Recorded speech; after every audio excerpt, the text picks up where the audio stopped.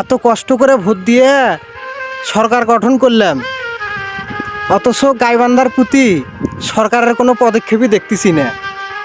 আহারে, আমরা যে কত অবহেলিত বলার মতো নয়।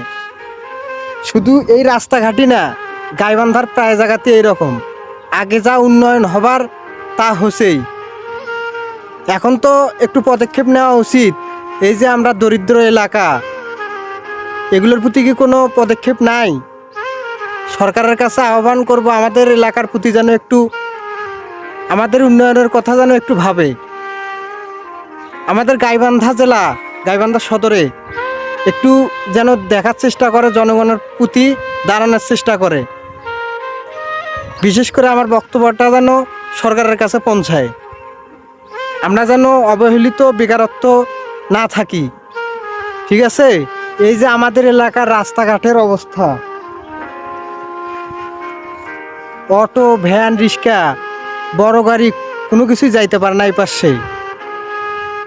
আমাদের এলাকায় রাজনীতিবিদ, নেতার সংখ্যা বেশি, অথচ অনেক বেকার যুবক পড়ে আছে, কোনো কর্ম নাই, উন্নয়নের কথা নাই। এই যে বালাসী থেকে একটা বাহাদুরাবাদ সেতু হওয়ার কথা, সেটাও নাই। একটা ইপিজেড হওয়ার কথা, সেটাও নাই। কেমন নেতা আপনারা, আর কেমন রাজনীতি করেন? হ্যাঁ, গাইবান্ধাটা হচ্ছে অবহেলিত এলাকা। সরকার যদি গাইবান্ধার দিকে চোখ তুলে না তাকায়, সে রাজনীতির দরকার কি? আমার কথায় মন খারাপ হতে পারে, গাইবান্ধা অবহেলিত জন্যে আমি এই কথাগুলো বললাম। নিজের কথা ভাবলে হবে না, গাইবান্ধার জনগণের কথা একটু ভাবতে হবে। এই যে রাস্তাঘাট, একটা গাড়ি, বড় গাড়ি ঢুকতে পারে না, এটা একটা দুঃখের বিষয়। আমরা কেমন দলের পিছনে রাজনীতি করি? রাস্তা, যে রাস্তা দিয়ে মানুষ চলাচল তো দূরের কথা, এখন গাড়িও যাবার পায় না। নতুন সরকারের কাছে একটাই আবেদন করব, আমার ঘরের রাস্তাগুলো যেন তাড়াতাড়ি ঠিক করে দেয়।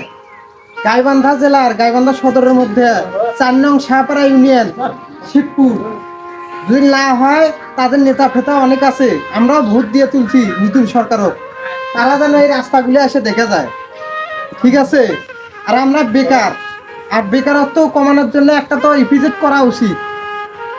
সরকারের এই জিনিসগুলো খেয়াল করা উচিত, নতুন সরকার। তাই আপনার কাছে একটাই আবেদন করব, আপনারা যেন আমাদের গাইবান্ধা জেলাটার দিকে একটু খেয়াল করেন। ঠিক আছে? আমরা ছিলাম, আছি, থাকবো। আগে যা উন্নয়ন হওয়ার হয়েছে, কিন্তু